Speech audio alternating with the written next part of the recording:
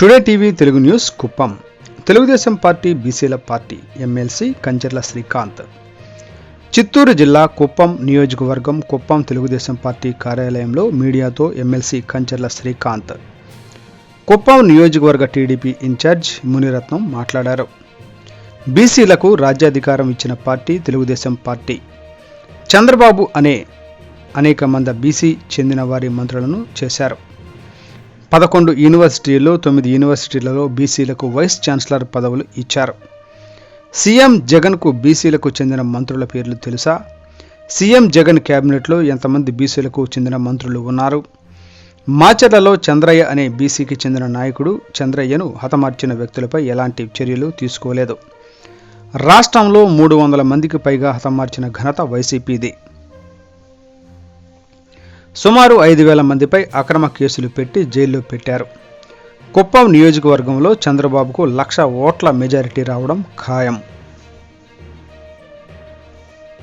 అట్టడుగు స్థాయిలో ఉంటూ ఆర్థికంగా చాలా చిదిగిపోయినటువంటి కమ్యూనిటీస్ నందమూరి తారక రామారావు వచ్చిన తర్వాతనే బీసీలకు ఒక రాజ్యాధికారం కానీ వాళ్ళు సామాజికంగా ఆర్థికంగా ఎదగడానికి ఆ రోజు రామారావు గారు చేసిన కార్యక్రమాన్ని చంద్రబాబు నాయుడు గారు బీసీల కోసం వాళ్ళు ఆర్థికంగా అభివృద్ధి చేయడానికి అనేక కార్యక్రమాలు చేశారు. జగన్మోహన్ రెడ్డి వచ్చిన వెంటనే 34% ఉన్న రిజర్వేషన్ని 24% దారుణంగా తగ్గించడం జరిగింది. ఇది చాలా బాధాకరమైన విషయం. ఈరోజు డిక్లరేషన్లో మళ్ళీ 34% బీసీలకు స్థానిక సంస్థల్లో వాళ్ళకు ప్రాతినిధ్యం ఇచ్చే విధంగా రిజర్వేషన్ కల్పిస్తామని చంద్రబాబు నాయుడు గారు చెప్పడం అనేది బీసీలకు ఈరోజు చాలా సంతోషకరమైనటువంటి వార్త. అదేవిధంగా ఆర్థికంగా ఎదగడానికి ఆ రోజు మనకు బీసీ కార్పొరేషన్ ద్వారా దాదాపు 1.5 లక్షల కోట్ల రూపాయలు వాళ్లకు బీసీ కార్పొరేషన్ ద్వారా ఇచ్చిన కార్యక్రమాన్ని జగన్మోహన్ రెడ్డి వచ్చిన వెంటనే ఆ సబ్ ప్లాన్ నిధుల్ని దారి మళ్లించారు. అంటే బడ్జెట్లో చూపించడం, మళ్ళీ దాన్ని ఖర్చు పెట్టకుండా పోవడం, ఇది ఒక కొత్త ఎత్తు జగన్మోహన్ రెడ్డి చేస్తున్నది. అదేవిధంగా ఎస్సీ కార్పొరేషన్ కానీ ఇతర నిధులు కూడా ఆ విధంగానే చేస్తున్నారు. కానీ ఈరోజు చంద్రబాబు నాయుడు చిత్తశుద్ధితో ప్రతి సంవత్సరం 30,000 కోట్లు బీసీ కార్పొరేషన్కి సంబంధించి ఖర్చు పెట్టి 5 సంవత్సరాలకు 1.5 లక్షల కోట్లు పెడుతున్నామని చాలా క్లియర్గా బీసీ డిక్లరేషన్ ఇచ్చారు. కాబట్టి చంద్రబాబు నాయుడు గారికి మనస్ఫూర్తిగా మేమందరం కూడా ధన్యవాదాలు తెలియజేస్తున్నాం. అదేవిధంగా ఆదరణ పథకం ఎంతో మంచి కార్యక్రమం, దాన్ని టోటల్గా నిర్వీర్యం చేశారు. కుప్పంలో కూడా ఆ ఆదరణ పథకం కింద తెచ్చినటువంటి పరికరాలన్నీ కూడా కనీసం ఆ తెచ్చిపెట్టిన దాన్ని సక్రమంగా వాళ్ళు డిస్ట్రిబ్యూట్ చేయలేక అది మొత్తం కూడా చెడిపోయి వేస్ట్ అయిపోయింది. అంతా మళ్ళీ కూడా 5,000 కోట్లతో మన ఆదరణ పథకాన్ని పునరుద్ధరిస్తూ మన కులవృత్తుల వాళ్ళకందరికీ కూడా వాళ్ళకి కావాల్సినటువంటి పరికరాలన్నీ ఇస్తామని చెప్పారు. ఇది చాలా సంతోషమైనటువంటి కార్యక్రమం. అదేవిధంగా రక్షణ చట్టం బీసీలకు సంబంధించి వాళ్ళ మీద జరుగుతున్నటువంటి అట్రాసిటీస్ 300 మంది పైన ఈరోజు క్రూరంగా వాళ్ళని హింసించడం జరిగింది బీసీల పైన. కాబట్టి ప్రత్యేకంగా ఒక చట్టం తీసుకొని వచ్చి ఎట్లయితే ఎస్సీ ఎస్టీ అట్రాసిటీస్ పైన ఈరోజు చట్టం అనేది ఉందో దాని చట్టబద్ధతని అమలు చేసే విధంగా చంద్రబాబు నాయుడు గారు ఈ రక్షణ చట్టం రూపొందిస్తున్నారు. కాబట్టి బీసీలకు ఒక రకమైనటువంటి ఈరోజు ఒక రక్షణ అనేది వచ్చింది. చాలా సంతోషం, దానికి కూడా వాళ్ళు అభినందిస్తున్నాం.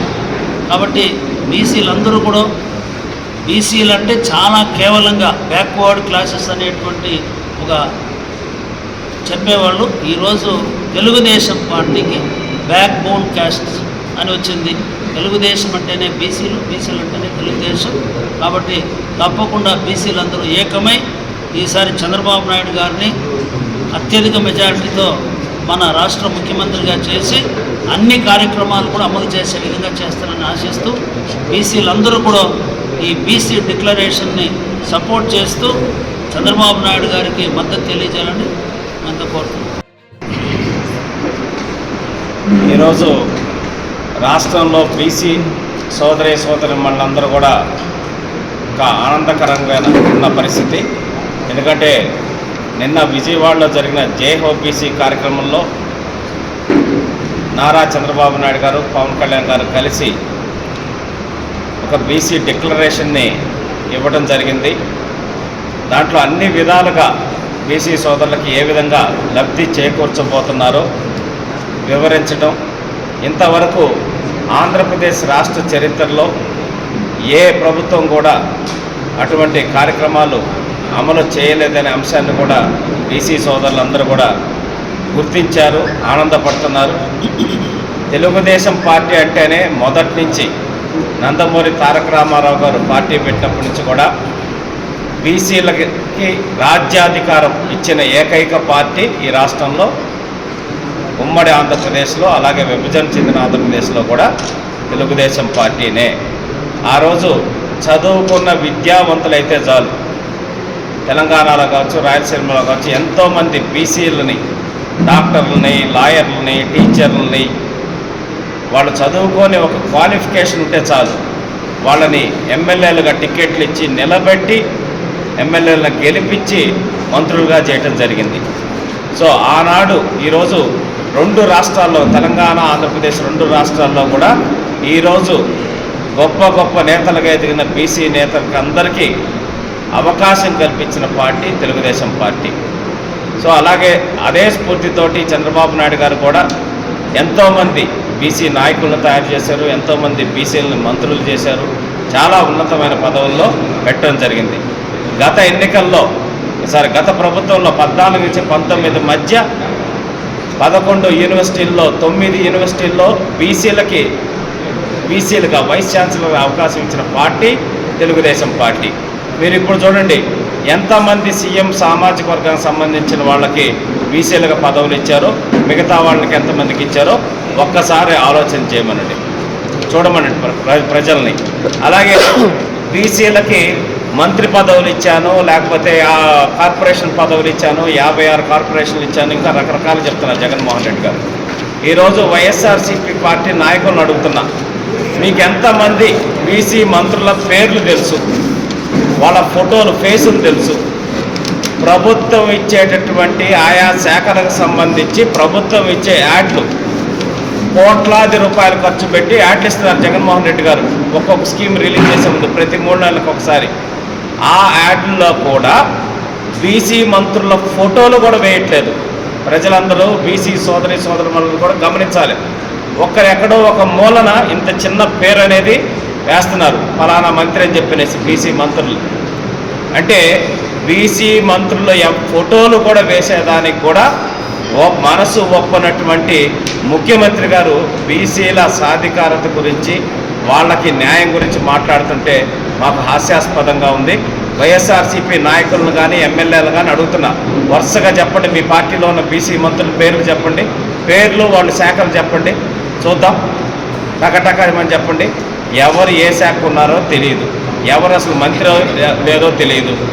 రాష్ట్రాన్ని 4 భాగాలుగా చేసి వాళ్ళ సామాజిక వర్గానికి సంబంధించిన వ్యక్తులు విజయసాయిరెడ్డి గారికి, వైవి సుబ్బారెడ్డి గారికి, అలాగే సజ్జల రామకృష్ణ రెడ్డి గారికి, ఇక్కడైతే పెద్దిరెడ్డి రామచంద్రారెడ్డి గారికి పంచి మీకు ఇష్టం వచ్చినట్టు సామంతరాజుల్లాగా మీరు ఎలా కావాలంటే అలా దోచుకోండి, సంపాదించుకోండి అని చెప్పి బీసీలకు కనీసం పక్కన కూర్చునే అర్హత కూడా లేకుండా చేసినటువంటి ఈ ప్రభుత్వం వీళ్ళు మాట్లాడుతుంటే బీసీల సాధికారం గురించి చాలా హాస్యాస్పదంగా ఉంది.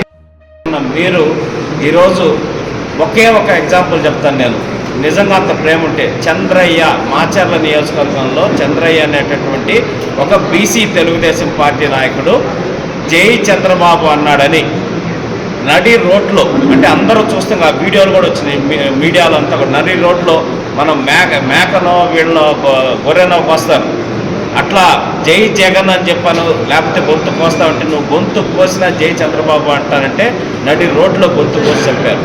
వీడియోలు ఉన్నాయి, సాక్ష్యాలు ఉన్నాయి. మీరు ఏం చర్యలు తీసుకున్నారు? వాళ్ళ మీద అరెస్ట్ చేశారు, బెయిల్ తీసుకొని వచ్చారంటూ బయట తిరుగుతున్నారు.